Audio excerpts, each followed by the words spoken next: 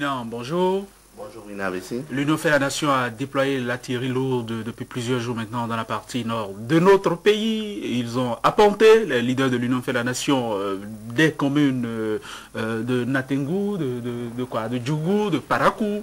Oui, vous pensez vous autres que tout ça, ce déménagement de l'Union fait la Nation dans le nord de notre pays, que c'est un antidote, que c'est l'antidote au régionalisme? Oui, c'est un antidote. On se doit de saluer ce déploiement des leaders au plus haut niveau de l'Union fait la Nation dans la partie septentrionale de notre pays.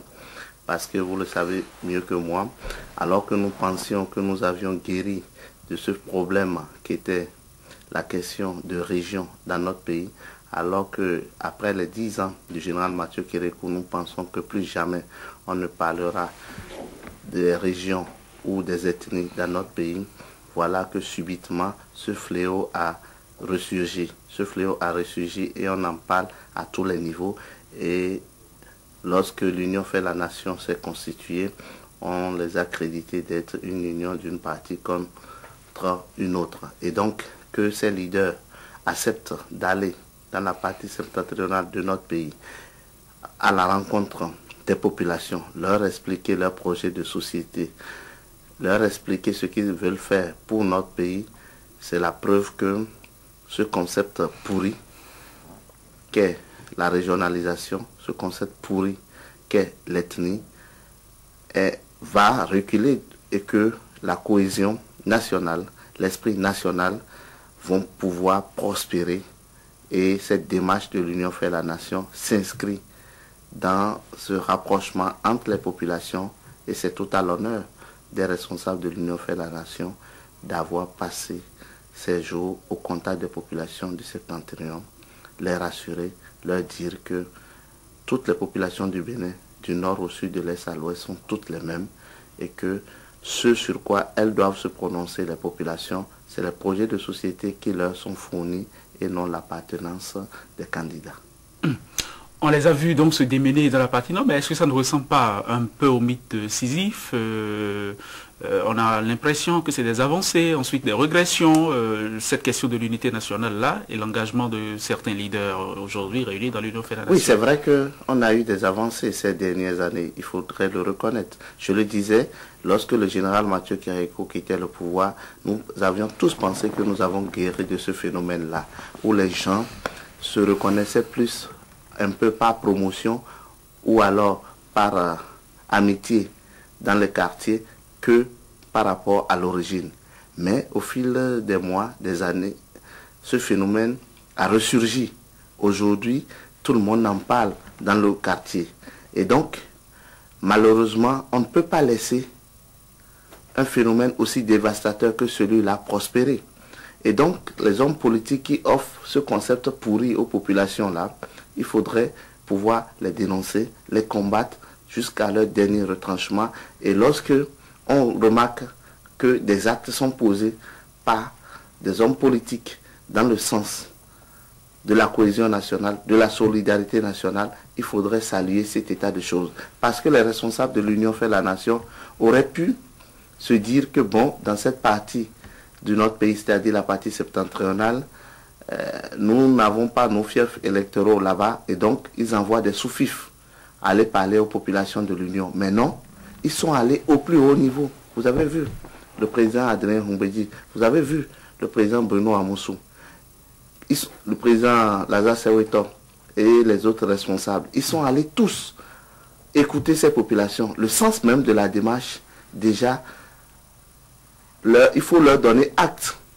Et lorsque l'on regarde dans le rétroviseur et que l'on constate que ce sont ces mêmes leaders-là qui, en 1996, lorsqu'ils ont estimé que, au regard des contingences politiques de notre pays, qu'il fallait changer le cap politique, ce sont ces mêmes leaders-là qui ont fait appel à un fils du Bénin, de Kouarfa, de la partie septentrionale, je veux nommer le général Mathieu Kérékou. Ce sont eux qui ont joué les premiers rôles dans la campagne pour les présidentielles pour amener le général Mathieu Kérékou en 1996. Et que donc, on ne peut pas objectivement les taxer d'être des régionalistes parce qu'à l'époque, c'était le président Soglo qui était président et que eux, ils ont trouvé que la politique qui était conduite n'était pas la bonne à cet instant-là et que pour pouvoir ramener la cohésion, la concorde nationale, il fallait faire appel à un autre fils du pays qui était le général Mathieu Kérékou. Et que donc, ils ont joué le premier rôle pour l'avènement, le retour du général Mathieu Kérékou en 1996. Avoir pu poser tel acte de façon naturelle par le passé, les créditent aujourd'hui lorsqu'ils estiment qu'au regard d'autres circonstances, c'est d'autres personnes qu'il faut appeler, qu'il ne faudrait pas se souvenir simplement d'aujourd'hui et regarder dans le rétroviseur pour dire que vouloir leur coller des colibés de régionalistes, c'est un peu trop réducteur et que pour apprécier les actes, il faut regarder sur la distance. Oui, mais la politique, elle est réductrice. Vous savez, il y a des gens qui s'amusent à enfermer le peuple dans son village mental. Ils suscitent et ressuscitent des identités meurtrières. Mais ma question, c'est de savoir, est-ce qu'il suffit pour les leaders de l'Union fait la nation de faire des allers-retours, mettons le cas le plus optimiste, entre maintenant et la présidentielle, de faire des allers-retours dans la partie nord du Bénin pour définitivement se débarrasser des accusations d'union régionaliste, d'union qui fait la région. Vous savez que, comme je l'ai dit, la région c'est un concept pourri que les acteurs politiques utilisent lorsqu'ils ne peuvent pas convaincre. Et c'est de part et d'autre. Lorsque les gens vont dans leur fief, ils tiennent un discours régionaliste à la tombée de la nuit et le jour c'est autre chose. Mais que ces leaders-là aillent dans une région qui a priori leur est hostile, passer leur discours, tenter de convaincre les populations, je dis qu'il faut déjà leur donner acte, que par leur acte, ils contribuent à la cohésion nationale, que par leur acte, l'esprit national se vivifie, et que donc leur demander de poursuivre sur cette voie, et que témoignage soit fait, que par le passé, ils n'ont pas été pris en flagrant délit de régionalisme, et que donc on peut les créditer de la bonne foi, et demander que les actes puissent corroborer les paroles qu'ils ont tenues et que nous demeurons vigilants, certes, mais qu'a priori, on ne peut pas dire qu'ils sont régionalistes. Voilà donc, le discours. Une contre-vérité historique, mais précisément une vérité symbolique. Nous sommes dans les symboles et on peut considérer que c'est bien pour le pays, c'est bien pour la cohésion et l'unité nationale que de voir des images comme celle-là. Absolument, c'est bien, parce que ces chevaux qui ont été accueillis, les leaders de l'Union nationale, vous savez, les chevaux, c'est la culture Bariba. Et donc, ce sont des Baribas qui ont pu les accueillir. Et donc, que ces leaders-là, que l'on disait cantonnés dans la partie méridionale de notre pays, aillent là-bas et que des populations du Nord les accueillent, moi je trouve que ce sont des belles images. Voilà ce dont on a souvent besoin dans notre pays pour renforcer notre cohésion nationale, parce que ne l'oublions pas, il y a beaucoup qui ont le piège de leur vie, qui ne peuvent pas se retrouver dans une partie de notre pays. Aujourd'hui, combien sont-ils ces Béninois qui se sont mariés dans l'autre partie du pays? Et lorsque on va utiliser ce concept-là, qu'est-ce qu'ils deviendront? Quel choix feront leurs progéniture? Et que donc, si on remarque que les acteurs politiques, qui, les populations normalement, elles, n'ont pas de problème, je dis que c'est des concepts pourris qu'on leur fournit, et que lorsqu'on remarque que des acteurs politiques se démarquent de cet état de choses, et vont passer un autre langage, vont convaincre les populations sur leur projet de société, c'est des actes à saluer et à encourager et à demander que c'est la voie sur laquelle on doit pouvoir aller, que les choix se fassent sur les programmes, que les choix se fassent sur les offres politiques et que le concept région puisse reculer et aller jusqu'à ces derniers retranchements. Oui, vous avez dit programme, vous avez dit projet de société, vous avez dit offre politique. Par moments, ça sonnait comme gros mots en effet chez nous.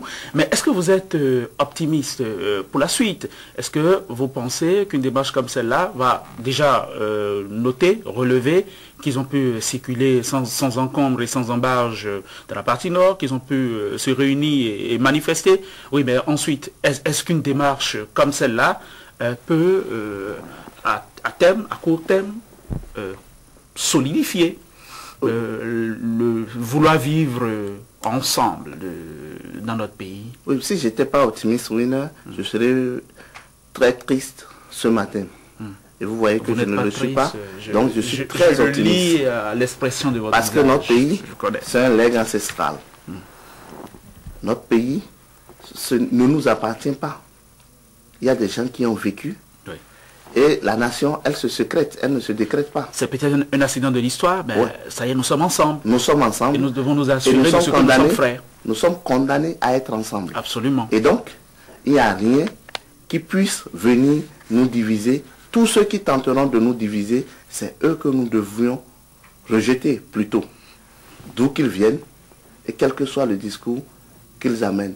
Si c'est autour de la division des Béninois, il faudrait leur dire non.